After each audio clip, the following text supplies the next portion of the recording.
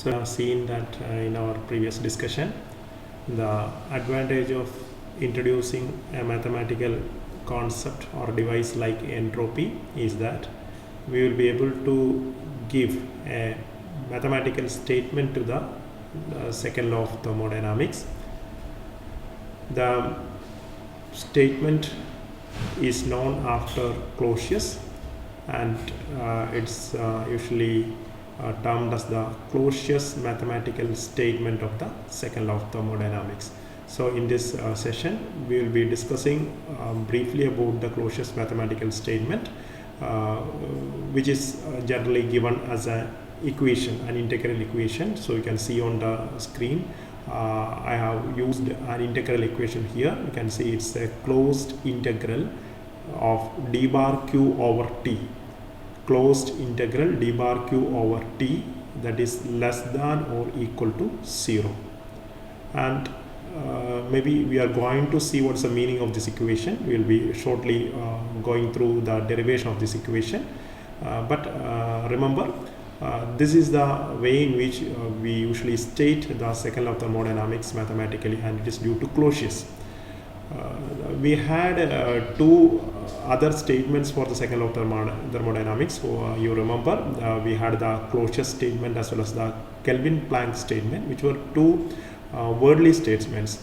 Okay, we used to say that see either some processes are not possible or something is prohibited, all those things. We were not giving a clear mathematical statement of the law, and it is here by introducing the concept of entropy that Clausius was successful in giving a clear mathematical statement for the second law of thermodynamics. So always remember these things whenever you listen to the second law of thermodynamics, that there are three ways in which usually the second law of thermodynamics is stated.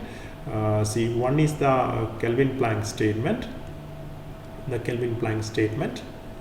the second one is the Clausius statement,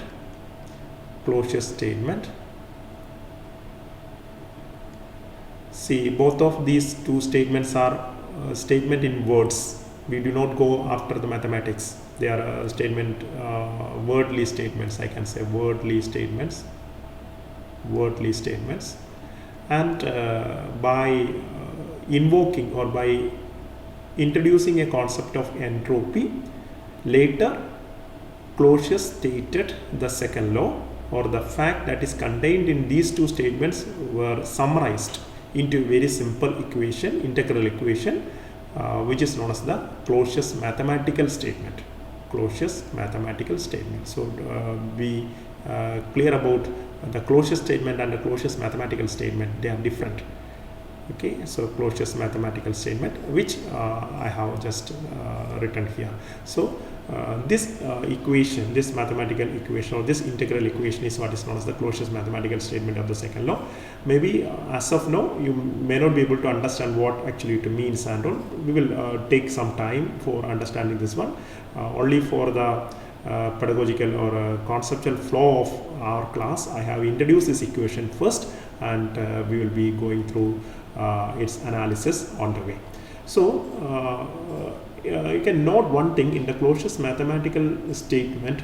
There is a symbol here that is less than or equal to.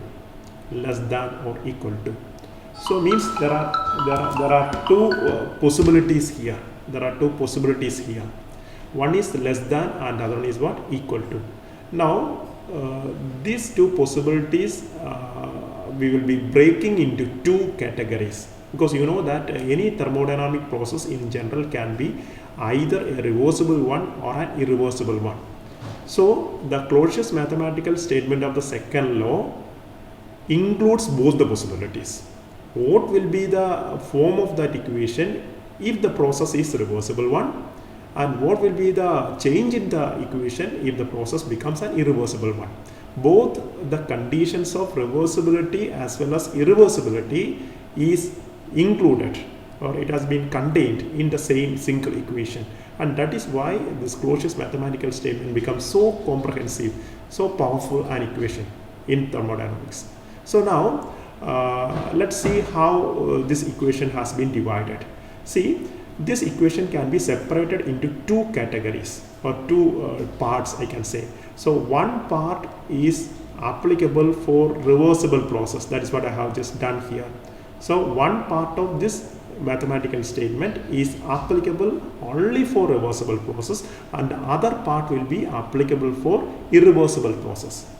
Okay, so the part which is applicable for reversible process will be corresponding to the equality sign, equality condition. So that you can see that the reversible part of the second law or Clausius mathematical statement of second law is given here.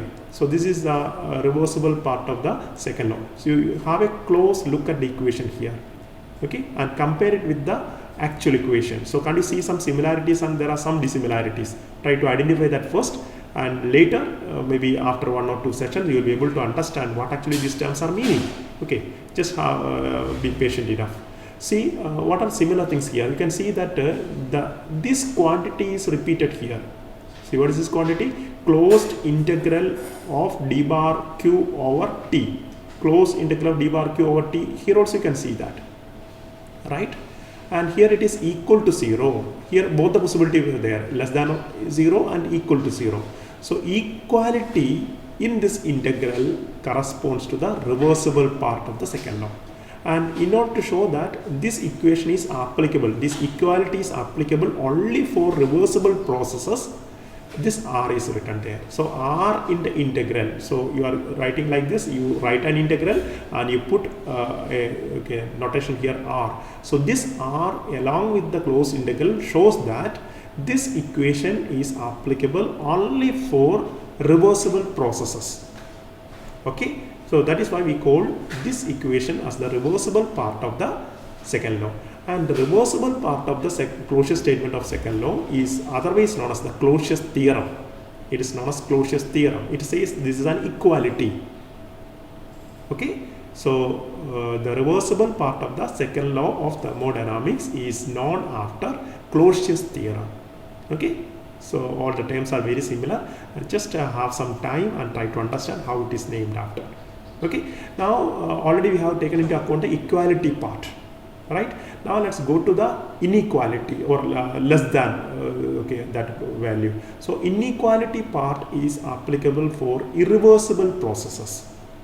Okay, so it's a comprehensive theory. It's applicable for irreversible process also. So irreversible process, the equation will be rewritten. You can see, have a look here, how it is rewritten. We can see once again that this integral is there. Just have a look at this integral very closely. Later we will introduce this fellow in the next video. Okay, so this closed integral d bar q over t is there. It's present in all the three equations. That is what you see. And what is there? There is this inequality part. This less than part is there, and less than equal to 0, right? And you can see, in order to denote that this integral or this equation is applicable only in the case of irreversible processes, this I has been added here. So the I along with the closed integral symbol denotes that this part of the equation is applicable only for irreversible part. So just we will be writing it like this. We will be writing closed integral and we will putting a symbol here that I. When I use the symbol I here, it is denoting irreversible process. Okay, so d bar q over t is less than 0. So when you write I here, automatically this less than 0 should be accompanied. When you write r here, then automatically equal to 0 is accompanied. Okay, so that is what you have to be familiar with. So this thing is what is known as the Clausius inequality. So the part of the mathematical statement of second law applicable for irreversible process is an inequality, and it is introduced by Clausius, hence known as the inequality of Clausius or Clausius inequality. Okay, so that's about as an introduction to the Clausius mathematical statement of the second law. So in the next session or video, we will be just having a look at what actually is this quantity.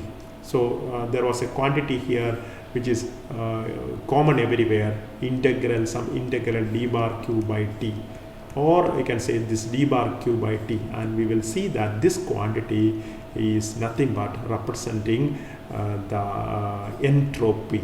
So in the next video we'll prove that this quantity was later named as entropy, and so you can see as a just conclusion that this equation is actually representing the entropy change, entropy change during a cyclic process.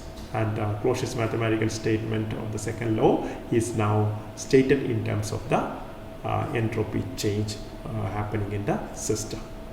So that is why we told in the beginning of this session that the second law of thermodynamics introduces a concept or a quantity called entropy. Thank you.